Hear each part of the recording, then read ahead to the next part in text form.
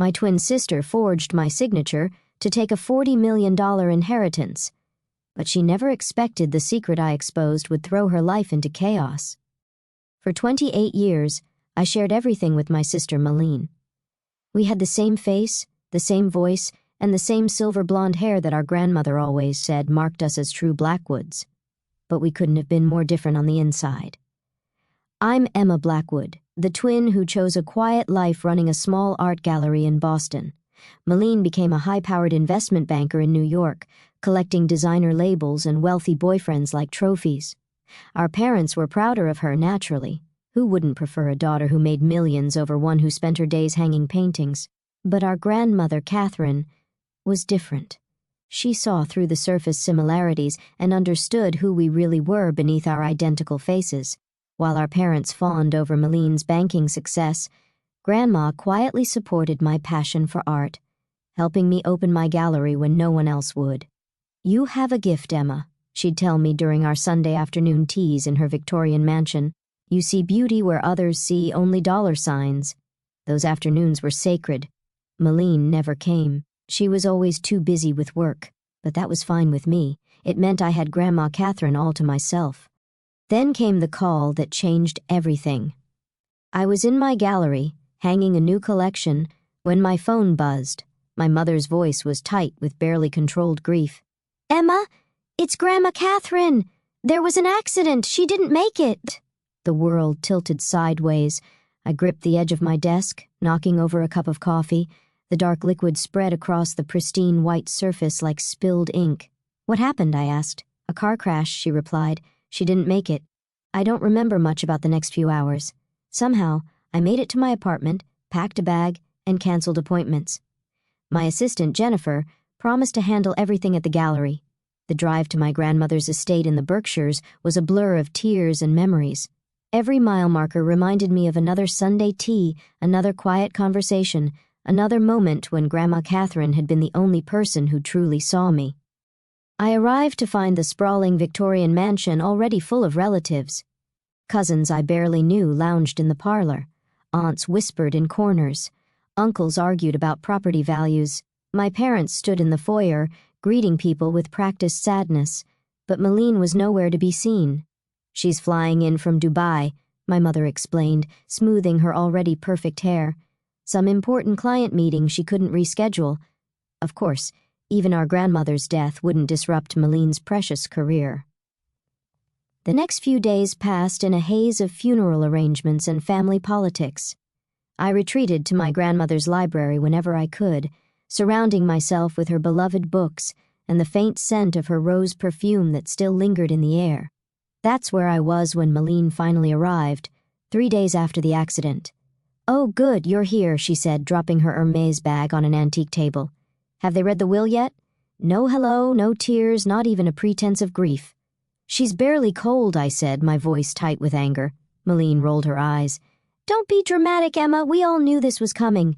Grandma was old. She was 68, I replied. "Details," she said, waving her hand dismissively. "The point is, there's $40 million at stake, plus the house and the art collection. We need to be practical." I stared at my twin, trying to find some trace of the sister I'd grown up with. We still had the same face, but looking at her was like seeing my features arranged into a stranger's expression. "The reading is tomorrow," I said finally.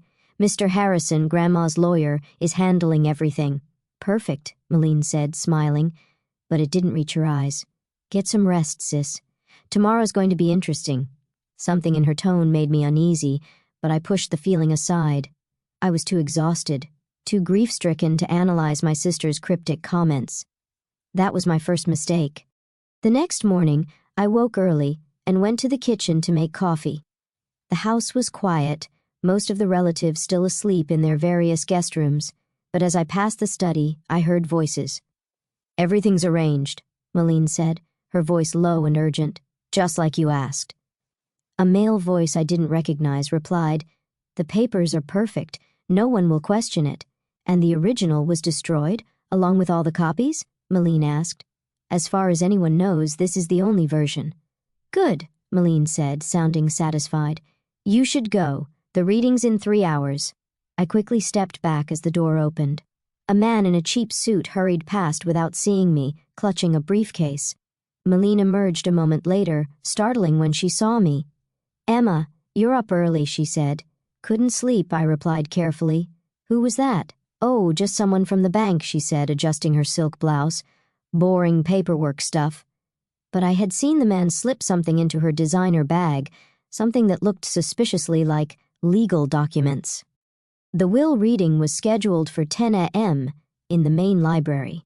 Mr. Harrison, a small man with wire-rimmed glasses, who had been our grandmother's lawyer for 30 years, arranged us all in a semicircle. My parents sat together on the antique sofa. Various aunts and uncles claimed the matching armchairs. Cousins perched on ottomans or leaned against bookshelves. Malene took a seat directly across from Mr. Harrison, her expression carefully neutral.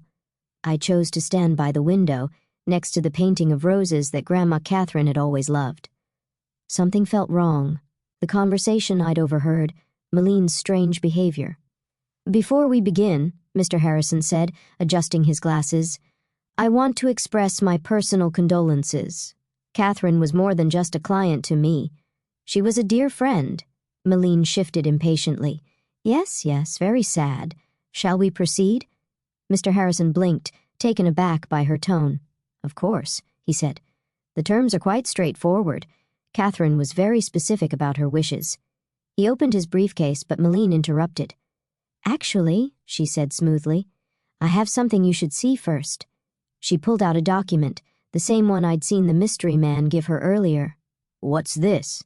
Mr. Harrison asked, frowning as he took the papers. "Grandma's real will," Malene announced.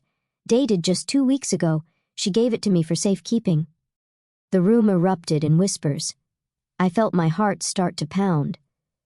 "This can't be right," Mr. Harrison muttered, scanning the document. "I drew up Catherine's will myself. She never mentioned—" "Obviously she changed her mind," Malene said. "As you can see, everything's perfectly legal. All the signatures are verified." I moved closer, looking over Mr. Harrison's shoulder. The will looked authentic. Same legal language, same formatting. But something was wrong. The signature looked like Grandma's, but then I saw it. The terms of the new will were simple. The entire estate, all $40 million, plus the house and every asset, was left to malign Blackwood. I felt the blood drain from my face. "This is a lie," I said, my voice shaking. "Grandma would never—" "Do you have proof?" Malene challenged, her eyes glinting.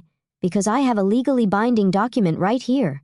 The room fell silent as everyone stared at us, identical faces locked in a battle of wills.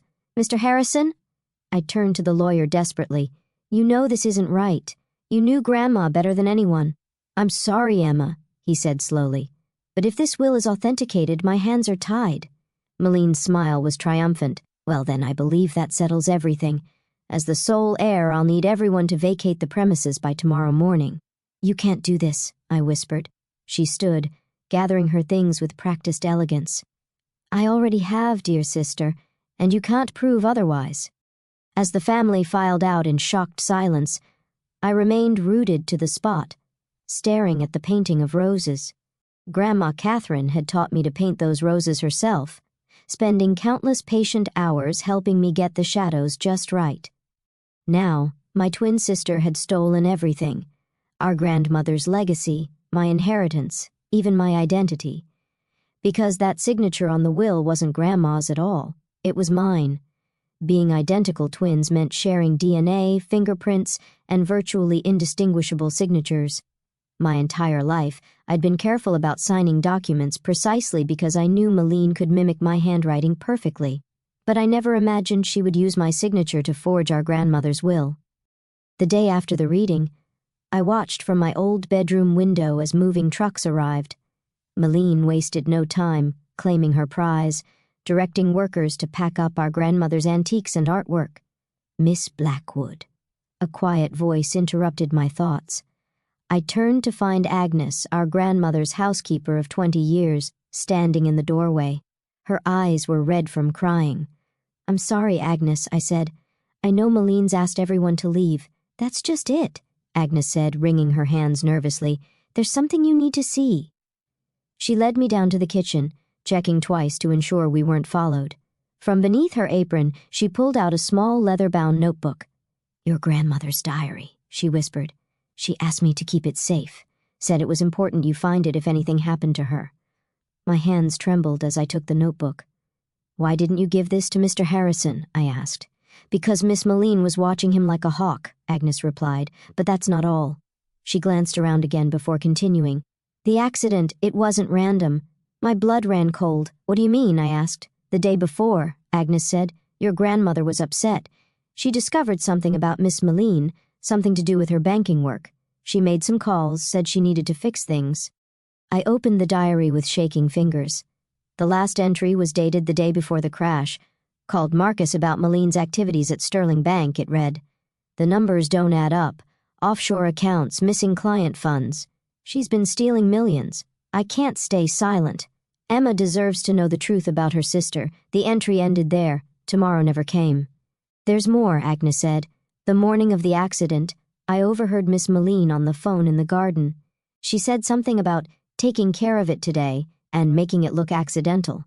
The diary slipped from my fingers. "Are you saying—" "I'm saying be careful, Miss Emma," Agnes interrupted. "Your sister, she's not who you think she is." A sharp voice cut through our conversation. "Agnes, why aren't these boxes packed yet?" Moline stood in the doorway, her eyes narrowing as she saw us together. Agnes quickly gathered some cleaning supplies and hurried out. "Still here, Emma." Moline's tone was honey-sweet poison. "I thought I made it clear the house needs to be emptied." I met her gaze steadily. "Did you kill her?" The question hung in the air between us. Moline's smile never wavered. "What an awful thing to suggest," she said softly. "Grief makes people say such terrible things." "She knew about Sterling Bank," I pressed, "about the missing money." Something flickered in Moline's eyes. Surprise, fear, but it was gone instantly. "I don't know what you think you know," she said, "but I suggest you leave now before you say something you'll regret." "Or what?" I asked. "You'll arrange another accident?" She stepped closer, her face, my face, inches from mine. "Prove it," she whispered. "Prove any of it. You can't, can you? Just like you can't prove the will is forged." "It's your word against mine, sister dear, and I have $40 million worth of lawyers on my side." She was right. I had no proof. Just a diary entry, a housekeeper's statement, and horrible suspicions. But I had something else. The truth about who I was, who we both were. "You forgot one thing, Moline," I said quietly. "Grandma didn't just teach me about art. She taught me about family history, about the Blackwood legacy. Boring stories about dead relatives," she scoffed. "What's your point?" "My point is, I know things you don't," I replied. "Things about this house, about Grandma's real fortune, things she only shared during those Sunday teas you were too busy to attend." Uncertainty crept into her expression. "You're bluffing," she said. "Am I?" I smiled, channeling her own cold confidence. "Guess you'll find out." I walked out of the kitchen, feeling her eyes boring into my back. At the front door, I paused. "Oh, and Moline," I said, "don't touch the painting of roses in the library. Some art is worth more than money." It was a shot in the dark, but I saw fear flash across her face. She knew something about that painting, something she didn't want me to discover. In my car, I pulled out my phone and made 2 calls. The first was to an old friend from art school who now worked as an authenticator for major auction houses. "Sarah," I said, "I need you to look into something. A painting of roses, circa 1940s, artist unknown." The second call was to a private investigator recommended by one of my gallery clients. "I need everything you can find on Sterling Bank's offshore accounts," I said. "Focus on transactions authorized by Moline Blackwood." Finally, I called Mr. Harrison. "Meet me tomorrow," I said when he answered. "There's something you need to know about Grandma's real will. Most people think revenge takes a long time, but sometimes justice strikes like lightning. Fast, bright, and impossible to escape." It took exactly 3 days to destroy everything Moline had stolen. I met Mr. Harrison at a small cafe far from the estate. His hands shook slightly as he read Grandma's diary. "Oh my God," he whispered. "I knew something was wrong, but this— I need your help," I said. "The painting in the library. Did Grandma ever mention anything special about it?" He looked up sharply. "She did, actually," he said. "About a month ago, she had me update her will. Said something about important papers being where the roses never fade. My heart raced. The painting. I'd always wondered why Grandma insisted it never be moved, never be cleaned by anyone but her. "Mr. Harrison," I said, "I need you to stall the estate transfer just for 24 hours. He nodded grimly. "I'll file some paperwork," he said. "Technical errors that need reviewing. But Emma, be careful. If what this diary suggests is true—" "I know," I said quietly. "My sister is capable of murder." Back at my hotel, messages waited from both my contacts. Sarah, the art authenticator, confirmed my suspicions about the painting. The private investigator's findings about Sterling Bank were even more explosive. I took a deep breath and made one final call to the FBI's Financial Crimes Division. That night, I waited until 3 a.m. before returning to the estate. The security code hadn't been changed. Malene always did underestimate me. The house was dark, empty except for the furniture Malene hadn't yet moved. In the library, moonlight filtered through the tall windows, illuminating the painting of roses. With trembling fingers, I felt along its heavy gilt frame. There, a slight catch, a hidden spring. The painting swung away from the wall like a door, revealing a small safe built into the wall behind it. I smiled, remembering all those Sunday afternoons when Grandma taught me to paint roses. She hadn't just been teaching art, she'd been showing me exactly where this safe was located. The combination was simple. My birthday, not Malene's. She'd been born 2 minutes later. This was how Grandma had always told us apart, by remembering who came first. Inside the safe lay a stack of documents, bank records, surveillance photos, and a USB drive. But most importantly, there was another will. The real will, dated just 3 days before Grandma's death, with a letter attached. "My dearest Emma," it read. "If you're reading this, something has happened to me. I've discovered what Malign has been doing at Sterling Bank. The stolen money, the fake accounts, all of it. I've gathered proof, but she knows I know. I fear what she might do. I'm leaving everything to you because you're the only one who understands what truly matters. The money, the house, they're just things. But integrity, truth, justice, these are the real Blackwood legacy. All my love, Grandma Catherine. P.S. Give the USB drive to the FBI. They'll know what to do." At that moment, lights flooded the library. Malene stood in the doorway, her face twisted with rage. "How did you know?" she demanded. "Because I paid attention," I said calmly despite my pounding heart. "All those Sunday teas you missed, all those boring family stories you ignored, Grandma wasn't just sharing memories, she was leaving clues." "Give me those papers," she snarled, stepping forward. "It's too late," I replied. "The FBI already has copies of everything. They're probably at Sterling Bank right now, seizing records of all your offshore accounts." Her face went pale. "You're lying," she said. "Am I?" I asked. "Check your phone." As if on cue, her phone buzzed. Her hands shook as she read the message. "No," she whispered. "No, no, no." "Yes," I said quietly. "It's over, Malene. The fraud, the fake will, and—" I held up Grandma's diary. The truth about her death. She lunged for me, but she never reached me. FBI agents emerged from the shadows where they'd been waiting all along. I watched as they led my sister away in handcuffs, her perfect composure finally shattered. The aftermath was a whirlwind of headlines. Banker heiress arrested for fraud and murder. Twin sisters' intense battle over family legacy. Sterling Bank scandal blows open with missing client funds. The truth came out quickly after that. Malene had been stealing from clients for years, hiding the money in offshore accounts. When Grandma discovered her scheme, Malene arranged the accident, not realizing Grandma had already documented everything. The forged will was just her final attempt to gain control of all evidence against her. She never imagined the real proof would be hidden behind a simple painting of roses. 1 year later, I stood in the library again, now restored to its former glory. Malene was serving 20 years for fraud and murder. The stolen money had been returned to Sterling Bank's clients, and Grandma's real will had been executed exactly as she intended. I kept the house, turning part of it into an art gallery showcasing young artists. The painting of roses still hung in its place of honor, no longer hiding secrets, but serving as a reminder. Sometimes justice blooms in unexpected places. Agnes still worked as housekeeper, now more family than employee.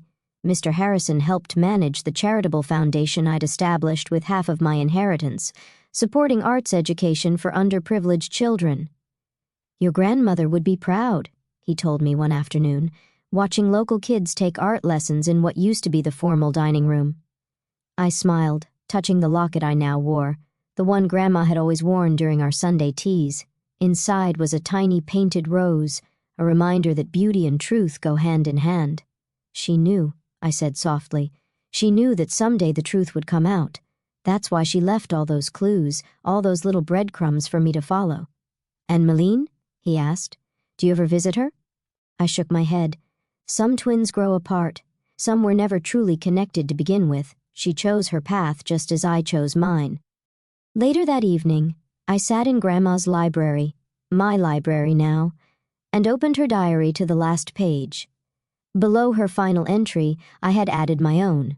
Dear Grandma, I wrote, justice has been served, the roses still bloom, the truth still shines, and your legacy lives on, not in money or property, but in the lessons you taught me, that art can reveal truth, that patience defeats greed, and that real wealth isn't counted in dollars, but in integrity. Thank you for showing me the way. Love always, Emma. Outside, the sun set over the Berkshire Hills, painting the sky in shades of rose and gold. Sometimes karma doesn't just strike. It blooms slowly and surely, like flowers in an eternal spring.